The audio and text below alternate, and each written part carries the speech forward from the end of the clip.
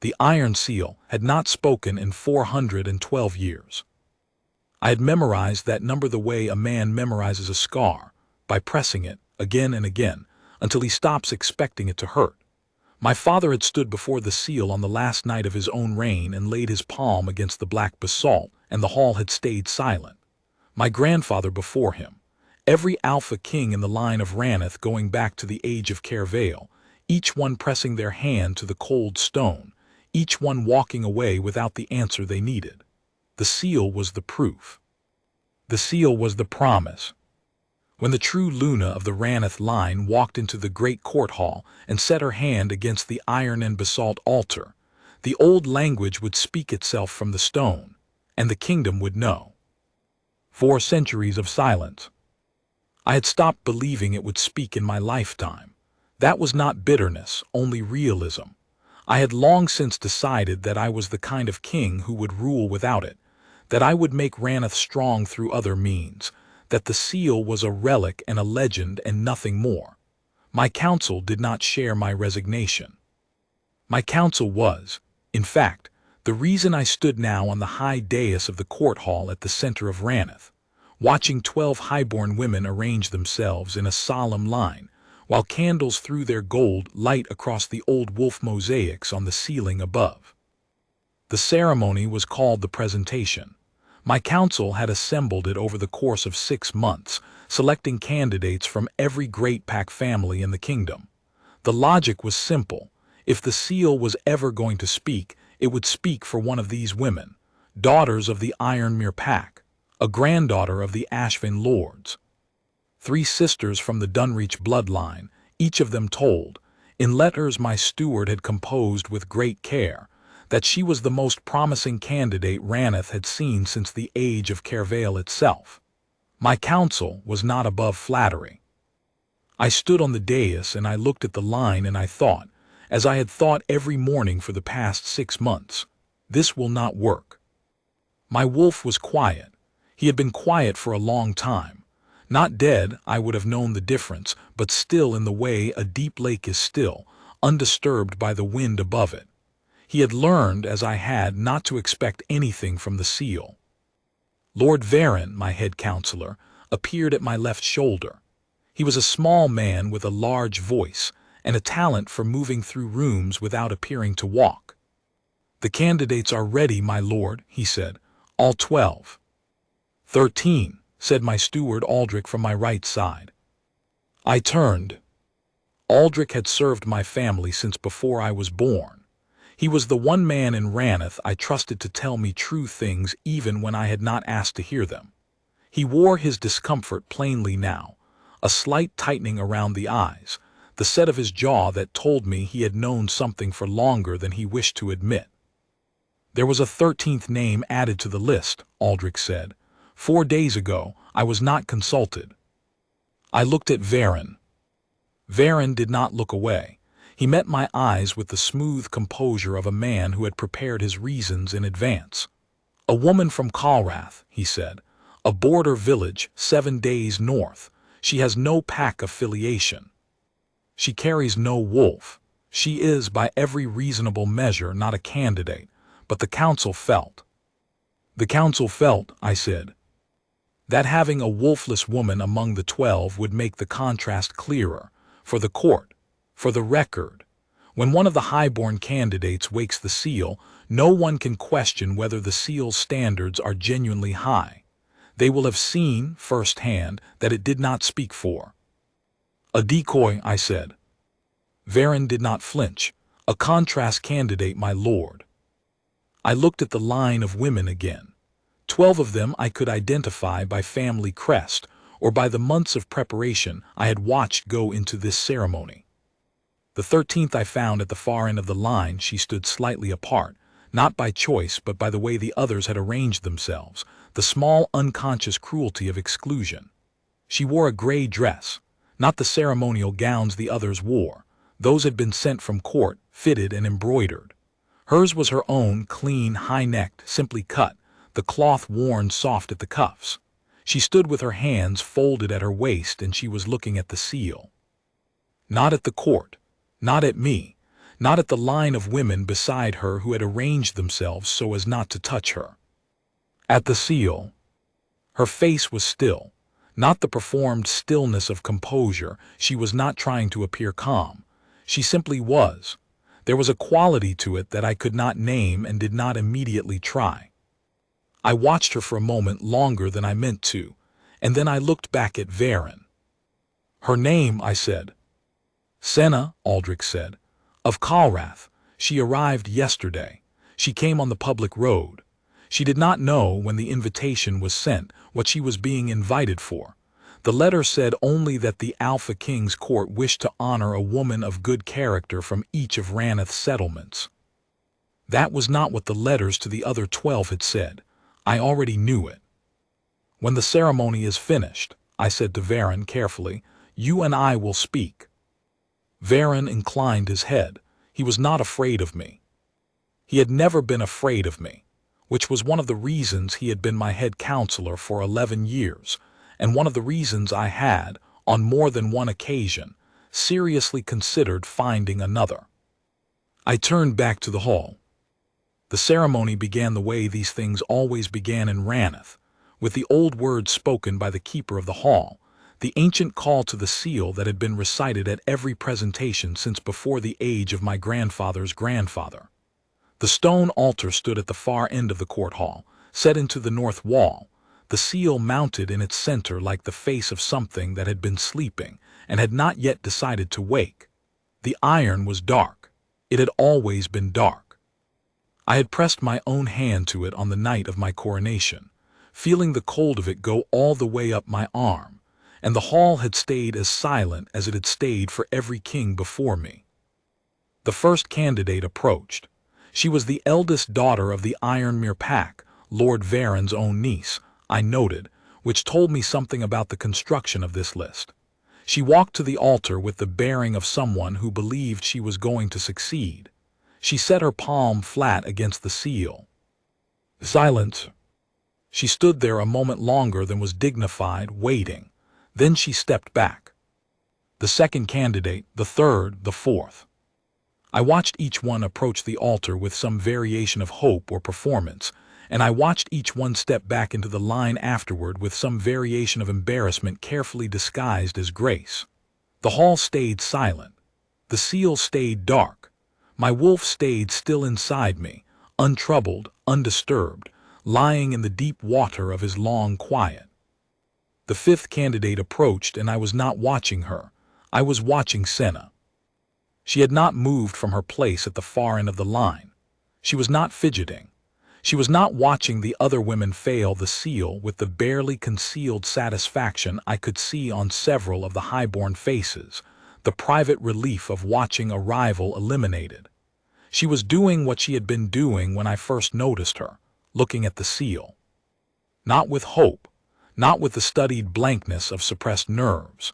She was looking at it the way one looks at something familiar, something that has appeared in a dream and is now unexpectedly present in waking life. I realized I was watching her more than the ceremony. I noted this and did not immediately correct it. The sixth candidate, the seventh, the eighth, ninth, 10th, and something was happening in the slow progression of silence that I had not expected. The hall was quiet between attempts in a way it had not been at the beginning. The courtiers in the galleries above had stopped murmuring.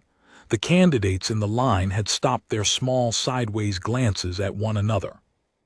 Everyone was watching the seal as if waiting for it to do something, though it had given no indication that it intended to. The room felt suspended, like the moment before a storm that has not yet named itself. My wolf stirred. I registered it the way you register a sound you were not expecting in a quiet room, the internal equivalent of a head lifted and turned. Not alarm, not the sudden surge of something urgent, just attention, a quality of alertness that had not been there a moment ago. I looked at Senna. She had shifted slightly, not moved, not stepped forward, just shifted, the smallest reorientation of her body toward the altar, still at the end of the line, still waiting her turn, still looking at the seal with that quality of quiet that had nothing to do with performance. The 11th candidate stepped back. The 12th approached. I watched her formally. She was a Dunreach daughter, the eldest of the three sisters, and she had been told by everyone who mattered in her family that she was the one. She set her hand against the seal with the conviction of someone who had never seriously considered failure. Silence. She stood there longer than any of the others. 3 full breaths. 4. The hall waited with her. Then she stepped back, and her face was the face of someone rearranging themselves around a wound they had not expected to receive. The court exhaled. Not audibly, it was the collective release of 12 separate decisions not to say anything. The keeper of the hall turned to the end of the line. "The 13th candidate," he said. I saw several things happen at once. 3 of the high-born women in the line straightened almost imperceptibly, the instinctive reorientation of people who have just been reminded that a slight is present in the room. Lord Varon, at my left, shifted his weight forward slightly, the posture of a man waiting for a foregone conclusion. Aldrich, at my right, was very still. Senna walked toward the altar. She did not look at the court.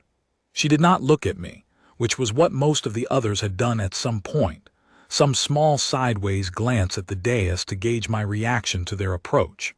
She walked forward the way you walk toward something you have already made peace with, and she stopped in front of the seal, and she looked at it for a long moment. Then she raised her hand. She had not rehearsed this gesture.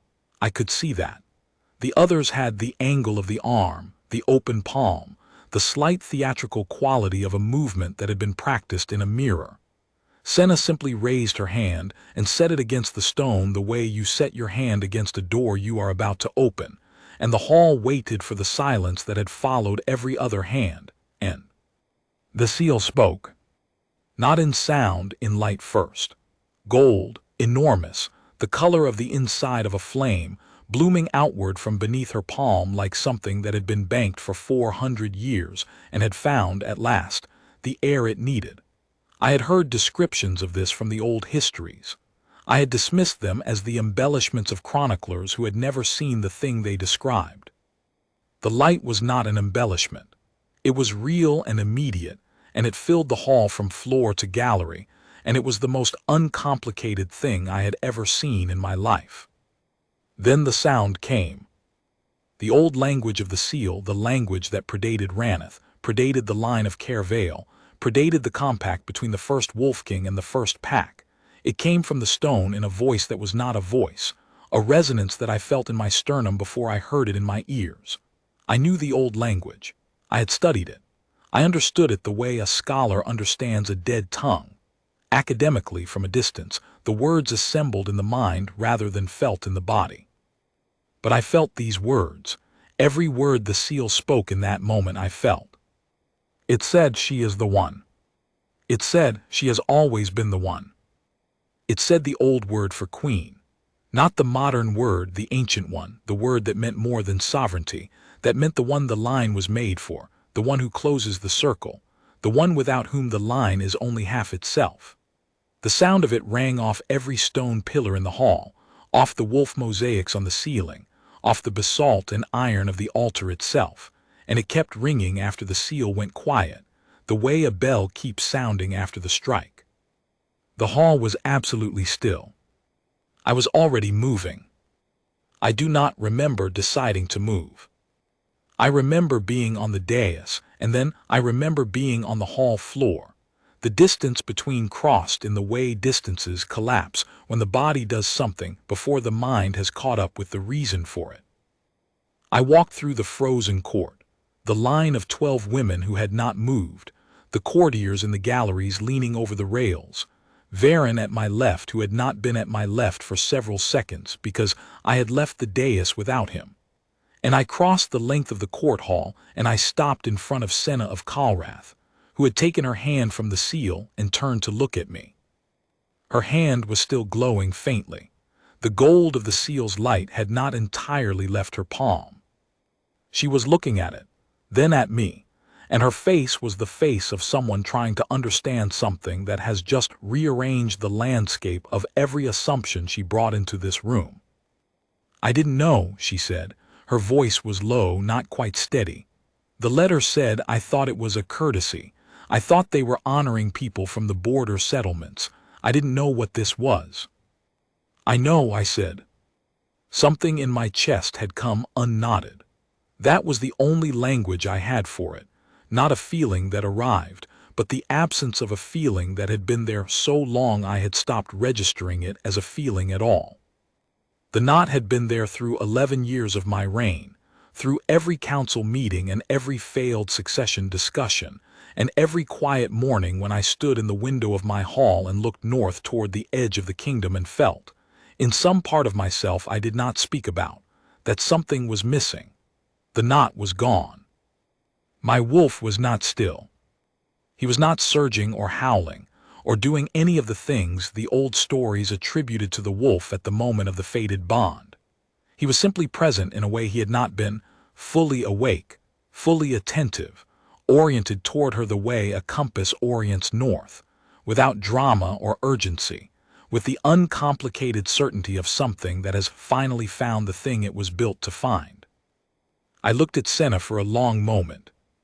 She was looking back at me with those dark eyes that had been fixed on the seal before the ceremony began, and I thought, she was not performing composure. She has simply always been this still. It is not armor. It is what she is. "Your name is Senna," I said. "Yes." "You came from Kalreth." "I did. 7 days north. 6 if the weather holds. I had good weather coming down."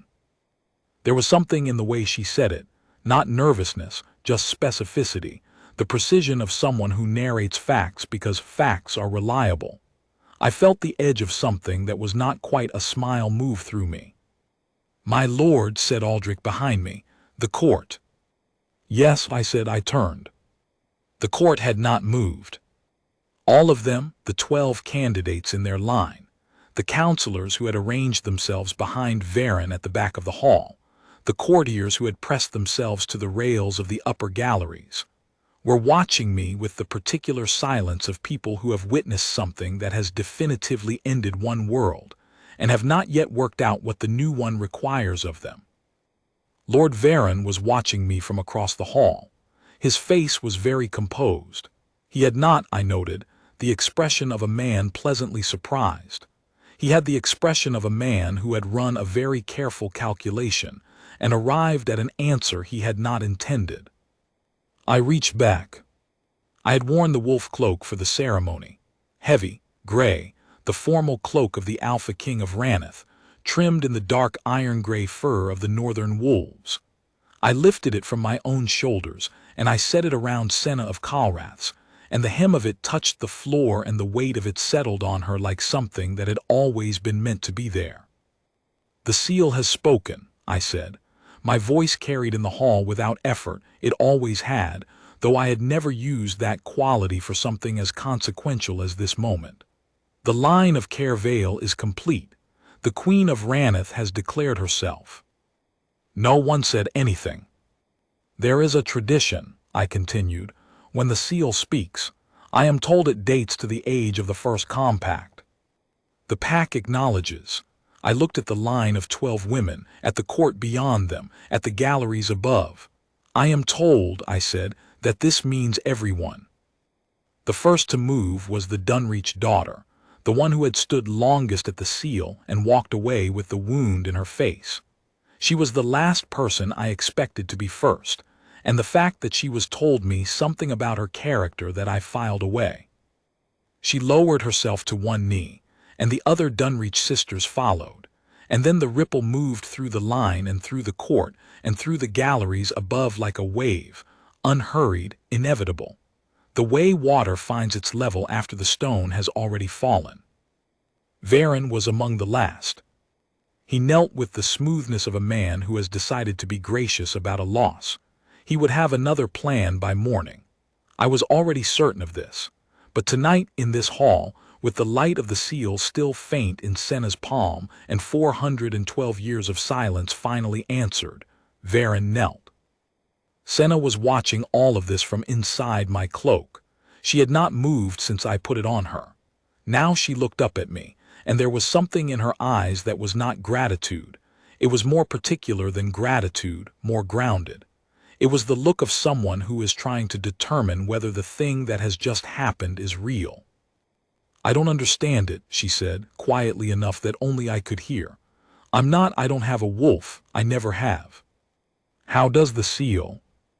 "The seal does not answer to what we have," I said. "It answers to what we are." She held my eyes. "You believe that?" "I believe it now," I said. "I did not believe it this morning."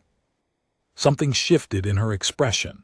Not softened, clarified, the way a shape clarifies when the light reaches it from the right angle. We did not talk for long in the hall that night. There was too much that needed doing. The court dispersed.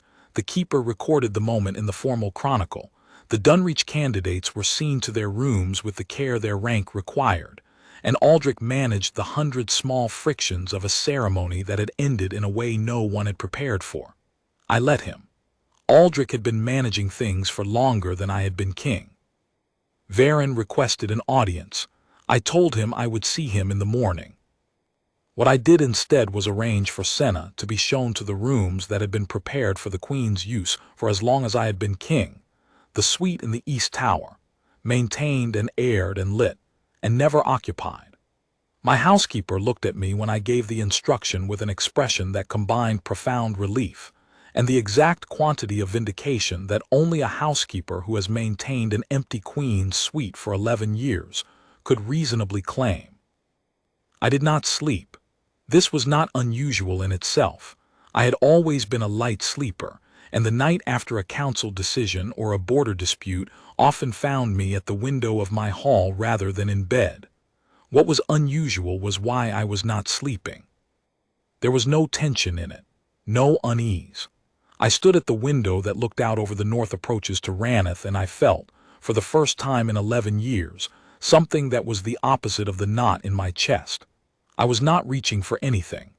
I was simply here, and she was here in the East Tower, and the seal had spoken, and the mathematics of it was as simple as anything I had encountered in my life. My wolf had gone to sleep.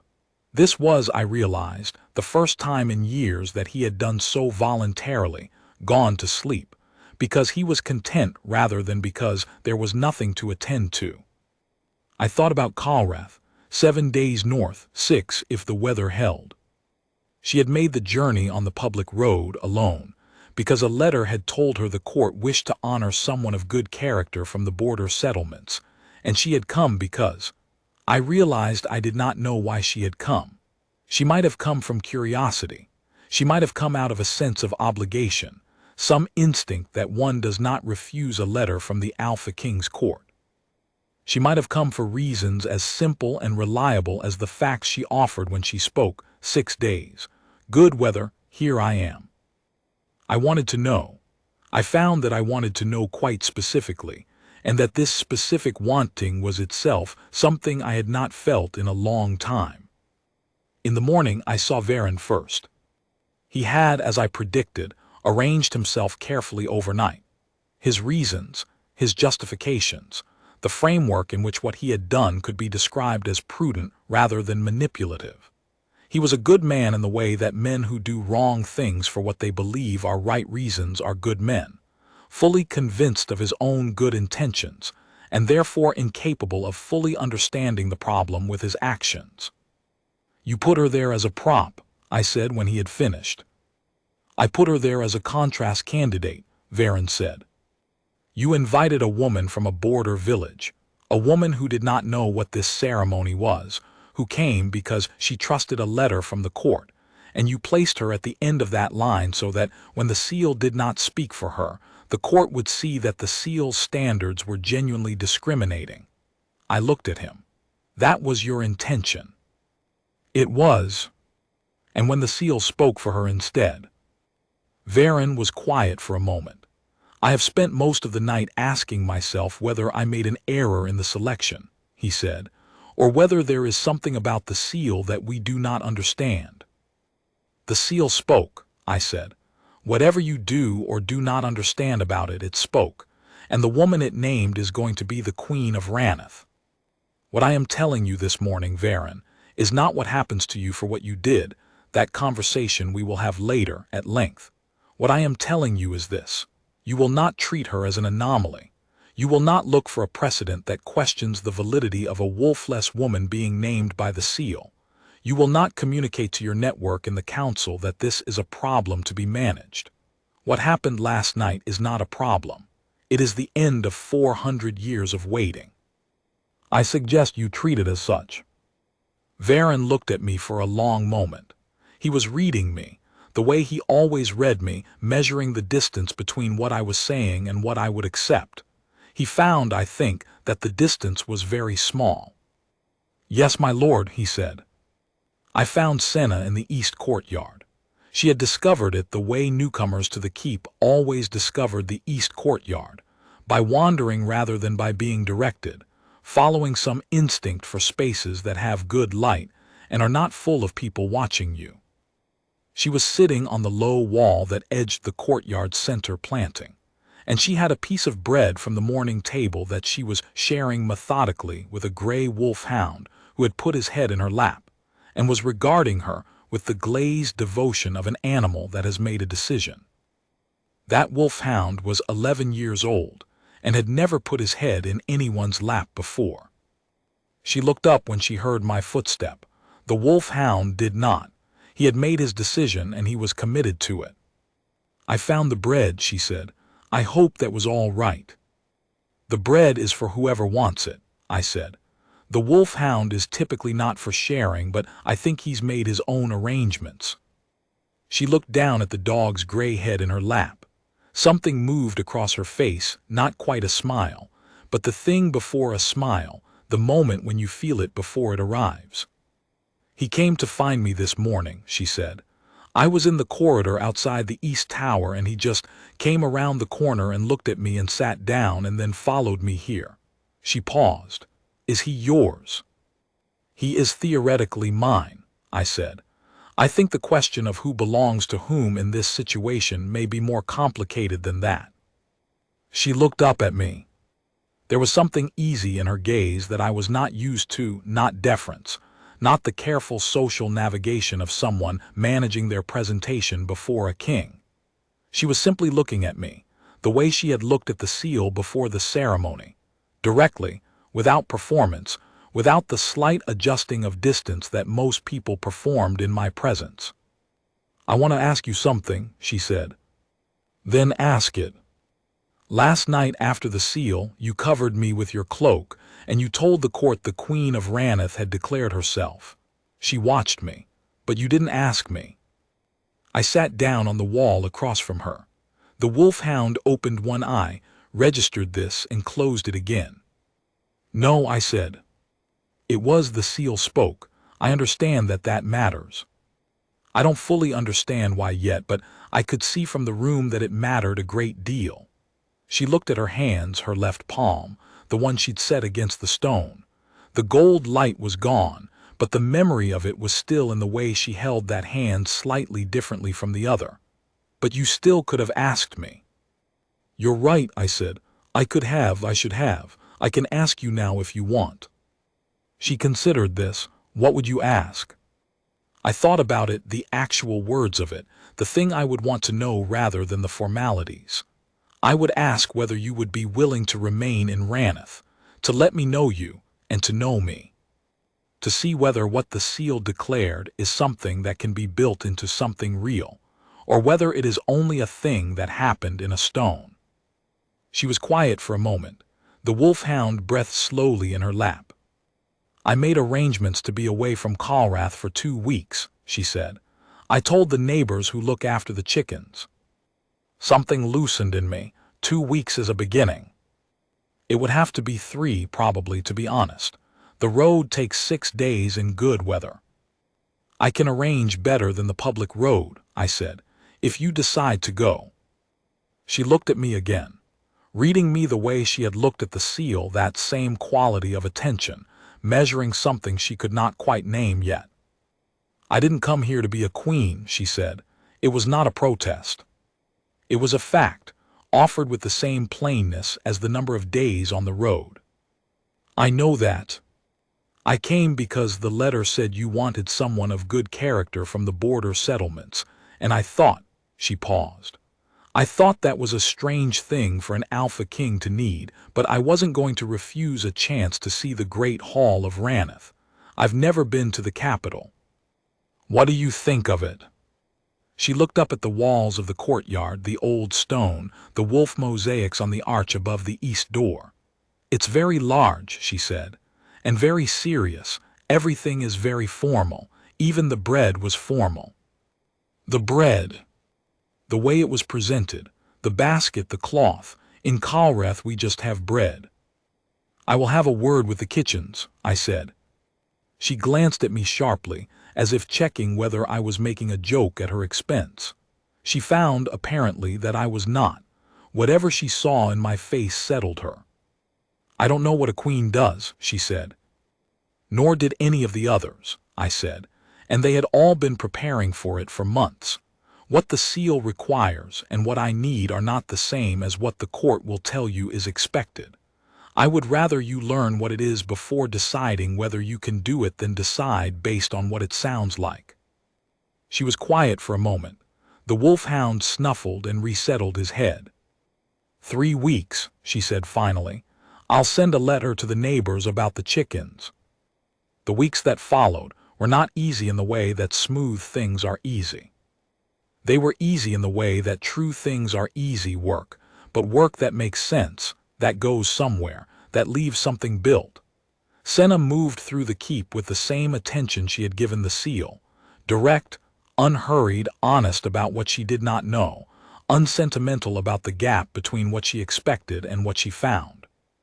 She found a great deal she did not expect. She found that the council was larger and more complicated than she had imagined, and that the decisions they made had consequences in places as far away as Kalreth, which she had not previously thought of as a place that was affected by the decisions of councils. She found that there were 17 different protocols for 17 different types of visitors, and that she was expected to know them, and that the person tasked with teaching her, a very tired secretary named Doreth, was the kind of man who managed his tiredness by being thorough. She found that the wolfhound, whose name was Gairn, though he had never particularly responded to it, now slept outside the East Tower every night regardless of what anyone thought about this. She also found me. I say this simply because that is how it was. I had spent 11 years in the habit of a man alone at the head of his own house. The habits of privacy and self-sufficiency, and the particular silence of someone who has stopped waiting for something without admitting he had stopped waiting. I was not, I discovered, as unreachable as I had become. I had simply been at a distance from my own warmth for a long time, and proximity to someone who had no use for the distance was, it turned out, enough to close it. We talked in the evenings, most evenings, when the day's work was done. Not formal conversations, I had plenty of those. We talked in the kitchen sometimes, because she had discovered that the kitchen was where the real information about the keep lived, the daily texture of how the household actually ran, and she was interested in that in the practical way that someone from a border village is interested in how things work. She talked to the stable hands about the horses, and to the keeper of the hall about the old language that the seal had spoken, and to the 3 Dunreach sisters, who had stayed in Raneth at my invitation, about what the highborn packs expected, and what was ceremonial versus what actually mattered. The Dunreach daughter, Myra, the eldest, the one who had been first to kneel, had become, in the strange way that things arrange themselves, something close to an ally. She had more practicality than pride, which is rarer in highborn women than the court preferred to believe. "You're learning it wrong," Myra told Senna one afternoon, in the solar where Doreth had been teaching protocol. I was in the corridor outside, not eavesdropping but also not eavesdropping. "Doreth teaches it like a law. It's not a law, it's a language. Once you know why a thing is done, the variations make sense on their own. Why is the seating at the formal table done the way it is? Senna said. Blood precedents and pack history, Myra said. And spite. Mostly spite, honestly. The Ironmere family sits where they sit because of something that happened 200 years ago and no one involved is alive to care, but everyone acts as if they do. Lord Varen is Ironmere, Senna said. Yes. A pause. He seems like a man who cares about what happened 200 years ago. Myra laughed. It was a genuine laugh, a sound I had not heard from her before. He does, rather. You'll manage him. Will I? You managed the seal, Myra said. Varen is considerably simpler than the seal. Varen and I had the longer conversation that I had promised. It was not a comfortable conversation, which was appropriate. Varen was a man of genuine competence who had made a choice that was contemptible not because he had intended harm, but because he had not considered the woman at the end of the line as a person who could be harmed. He had seen a useful instrument. He had arranged it. He had not asked what it wanted. I told him this directly. I did not think of her as, he began. As a person, I said. He did not deny it. This was the thing about Varen that made him tolerable, even now. He did not construct himself dishonest pretenses when the honest assessment was already visible. As a relevant person, he said, finally. Relevant to what? To the outcome I was managing, he said. And now? He looked at me steadily. Now she is the most relevant person in Raneth. Yes, I said. She is. And the reason for that is not the seal, Varen, the seal only confirmed it. The reason is that she has been that person since before you added her name to the list. You inserted her into that ceremony as a prop to make the outcome you wanted look more convincing, and instead you brought in the only person in Raneth who was actually supposed to be there. That is something you will spend some time thinking about. He did spend some time thinking about it. I did not know exactly what conclusions he reached, but I knew they were serious ones because the weight of them was visible in the way he moved through the keep in the weeks that followed, more carefully, more considering. Varen was a man who learned from being wrong. I valued this about him, on balance, more than I disliked his willingness to use people. 3 weeks became 4, 4 became 6. The chickens, Senna said one evening. We were in the hall where I read correspondence in the evenings, which had become, in the way things shift when you stop being alone, the hall where 2 people read correspondence in the evenings. She was at the other end of the table with something Dorath had given her, the records of the border settlements, the census of who lived in the villages north of Raneth, and what the keep owed them in terms of support, and what they owed in turn. She had been reading it for 3 days and had already written 4 pages of notes. The chickens, I said. I should write to the neighbors again. She did not look up from the records. They were expecting 2 weeks. I've now been gone 6. What would you like me to do about the chickens? She looked up at that. What would you? I can arrange for them to be managed properly for as long as necessary, I said. Or we can arrange for them to be transported here, which would be impractical but not impossible. Or we can accept that the neighbors in Kalrath are capable people and leave them to it. She looked at me for a moment. You're not asking whether I'm going to stay. I know you're going to stay, I said. You've been rewriting the Northern Census protocols for 3 days. I was reorganizing them, she said. They haven't been updated since your father's reign, and there are 3 settlements that have grown significantly since then, and are receiving the same support as when they were half the size. I know. It's a significant discrepancy. It is. I've been meaning to address it for 2 years. Dorath has been meaning to address it for 5. She looked at the notes she had been making. Then she looked at me. Something moved in her face. Not the thing before a smile this time, but the smile itself, quiet and specific, the kind that lands in a particular moment and doesn't generalize. I'll write to the neighbors, she said, about the chickens. Good, I said. The formal ceremony was held in the 4th month. There is a tradition in Raneth, older than the seal, older than the line of Caervale, that when the seal speaks, the naming is not complete until the Alpha King speaks it also. Two voices to confirm one truth, the ancient stone and the living king. The court assembled in the great hall again, and the keeper of the hall lit the altar candles, and Senna stood at my right with Gairn the wolf-hound at her feet, because no one had managed to make Gairn understand that formal occasions required different behavior, and after a certain point, everyone had decided that his presence was probably appropriate. I said what needed to be said. I had written it out beforehand, though I knew I wouldn't need the paper. The words had a shape in me already, worn smooth by the weeks of living alongside their subject. I said that the seal had spoken, and that I spoke in agreement.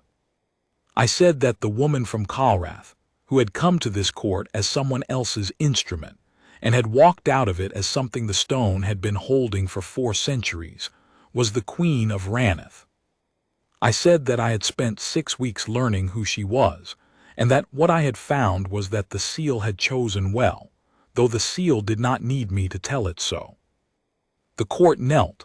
All of them this time. There was no ripple of hesitation, no calculation of precedence.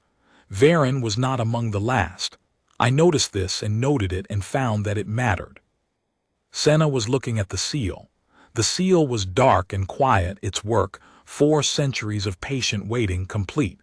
She looked at it for a long moment, and then she looked at me. "You said it chose well," she said quietly. "It did." "How do you know?" I thought about this honestly, which was the only way worth thinking about anything, especially the things that matter. I thought about 6 weeks of evenings and rewritten census protocols and bread that was just bread and a wolf-hound who had made his own decisions. I thought about the knot in my chest that was gone, and had been gone since the moment she set her hand against the stone, and the way my wolf was awake now in the way he had not been for years, not restless but present, alert, oriented. "Because I know you," I said. "However briefly, I know enough." She held my eyes for a moment. "The neighbors will want to know," she said, "in Calrath, that I'm not coming back." "We can go north," I said, "in spring when the road is good. 6 days if the weather holds." The edge of that not quite a smile moved through her. "5, she said. "If you're with me. I had to stop and wait out rain twice on the way down." 5 days then, I said. It was the most straightforward thing, and the truest.